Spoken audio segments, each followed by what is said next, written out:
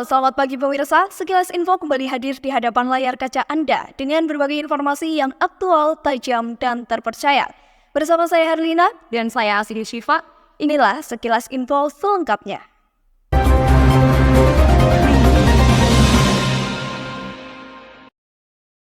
Berbicara soal mahasiswa ini selain mereka belajar, mesin tugas, proyek, dan sebagainya, kebanyakan dari mahasiswa ini juga mereka tergabung dalam komunitas atau organisasi baik di dalam kampus maupun di luar kampus. Ya, benar banget. Dengan mahasiswa tergabung dalam komunitas ataupun organisasi, mereka akan mendapatkan pengalaman lebih, nggak cuma belajar di dalam kelas, tetapi mereka bisa eksplor skill yang mereka punya dengan tergabung dalam komunitas ataupun organisasi tertentu.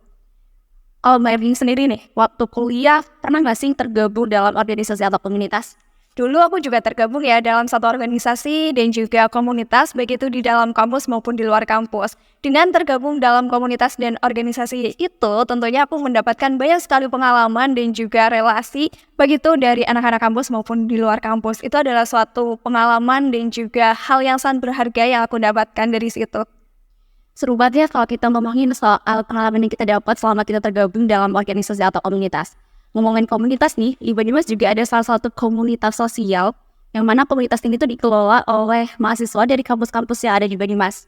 Nama komunitas ini tuh Budak Sinau Banyumas. Nah, mereka juga dalam kegiatannya, mereka juga sering melakukan kegiatan-kegiatan sosial, salah satunya dengan pengabdian ke masyarakat ke desa-desa yang ada di Kabupaten Banyumas. Wah, keren banget ya. Jadi penasaran nih, Gudang Sinau Banyumas itu seperti apa sih? Nah, untuk menjawab rasa penasaran kita sudah menghadirkan satu narasumber yang merupakan co-founder dari Gudang Sinau Banyumas untuk mengulik lebih dalam tentang komunitas tersebut, yaitu ada Mbak Rini. Halo, selamat pagi Mbak Rini. Selamat pagi. Gimana nih kabarnya pagi ini? Alhamdulillah paginya seger ya, dan juga harus happy terus gitu. Wah, luar biasa banget ya bahasan Pak. Kita pengen tahu lebih nih tentang komunitas Gudang Sinau Banyumas ini. Boleh diceritakan kapan sih berdirinya komunitas ini dan apa yang melatar belakangi berdirinya komunitas ini? Iya, jadi komunitas ini itu sekarang alhamdulillah gitu ya sudah berkembang menjadi bukan komunitas lagi, tapi organisasi Gudang Sinau Indonesia kayak gitu, yang mana emang bergeraknya itu di bidang pengajaran dan juga mengabdi ke desa-desa kayak gitu. Jadi ya alhamdulillah sudah berkembang ya. Jadi pertama kita punya beberapa orang saja gitu ya anggotanya, sekarang sudah mencapai ratusan lagi. Wah, luar biasa banget ya pemirsa. Dan kita juga pengen tahu nih, tentunya dalam membangun suatu komunitas itu pasti akan ada hambatan dan juga tantangan-tantangan tuh dialami.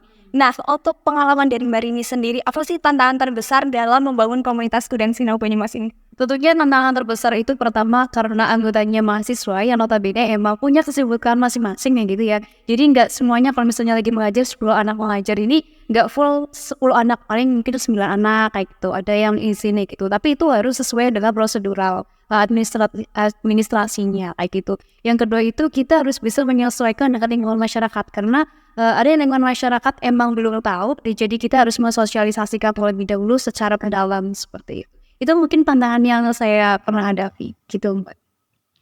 Oke, kalau sebuah komunitas juga tentu punya keunikan atau ciri khas dari komunitas itu sendiri. Boleh ceritakan apa sih ciri khas atau pembeda komunitas ini dengan komunitas yang lain? Oke, jadi kalau misalnya pembeda itu kalau menurut saya sendiri, kita itu kan bergerak di bidang pengajaran gitu ya. Jadi kita juga mempunyai materi acuan yang ada sendiri kayak gitu berdasarkan lingkungannya, yang mana lingkungan di Banyumas ini kan budaya banget gitu ya. Jadi kalau sudah permainannya kayak gitu, jadi bermain sambil belajar, belajar sambil bermain kayak gitu.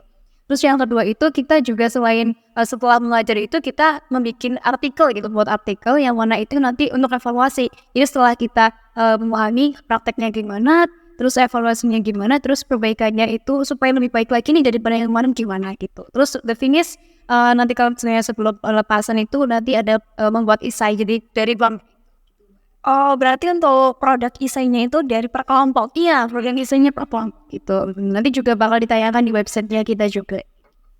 Oke, nah kita juga pengen tahu nih dari Gudang Sinau Banyumas proker apa aja sih yang udah dilaksanain? Oke, alhamdulillah kalau misalnya proker itu udah semuanya berjalan lancar gitu ya Mbak ya. Jadi mulai dari oprek, awal rekrutmen, terus nanti diklat, pendidikan dan juga latihan, terus nanti pengabdian ke desa-desa, terus nanti pelepasan kayak gitu. Jadi semua itu nanti mungkin ada seriusnya juga kayak gitu. Jadi kita harus menguatkan rasa rasa anggotanya itu ada sense of belonging gitu. Jadi aku rasa kayak dimiliki ini banget gitu.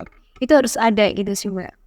Dalam membangun bonding suatu tim ya. Oh sekali. Oke, kayak tadi udah dijelaskan ya bagaimana Gudang Sinau Banyumas ini berkembang sampai akhirnya menjadi Gudang Sinau ini. Jadi kalau apa sih yang udah dilalui ini dari awalnya berdasarkan Banyumas hingga besar sampai saat ini menjadi Gudang Sinau Indonesia. Oke, kalau dilalui tentunya tidak hanya tantangan yang tadi saya sudah sebutkan, namun kita selalu membedah dan juga mengevaluasi sebenarnya ini kurang apa. Terus kita harus mempunyai strategi yang baik gitu ya. Terus juga kita harus menek juga bahwasanya pendidikan itu nggak ini formal aja kayak gitu. Bisa kok kita di luar itu gitu. Jadi bisa di alam ataupun mungkin bisa di tempat-tempat yang disediakan oleh desa kayak gitu.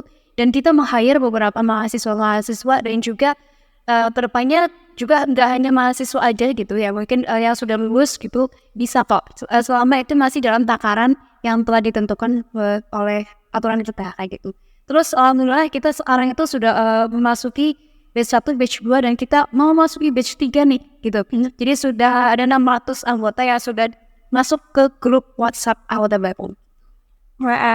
Kalau ngomong soal Gudang Sinau Indonesia, nah kita juga pengen tahu cabang mana aja sih yang udah dibentuk oleh kalian? Oke. Pertama tentunya kita berangkat dari Banyumas, terus kita expand ke Yogyakarta gitu, daerah istimewa Yogyakarta. Oke, berarti udah ada 2 cabang ya? Yes, betul sekali. Doakan semoga seluruh Indonesia terjamah oleh kita. Amin. Keren banget ya pemirsa, itu tadi beberapa informasi terkait Gudang Sinau Banyumas yang ternyata sudah sangat berkembang dan sudah buka cabang juga di Yogyakarta. Nah, Gudang Sinau Banyumas ini merupakan salah satu komunitas yang bisa menjadi contoh untuk mahasiswa-mahasiswa lain supaya bisa meningkatkan skill dan juga bisa memberikan impact yang positif juga untuk lingkungan sekitar. Ya, informasi tadi sekaligus menutup perjumpaan kita dalam Sekilas Info. Saya Herlina, dan saya Sri Syifa, dan juga seluruh kru pamit undur diri dan sampai jumpa.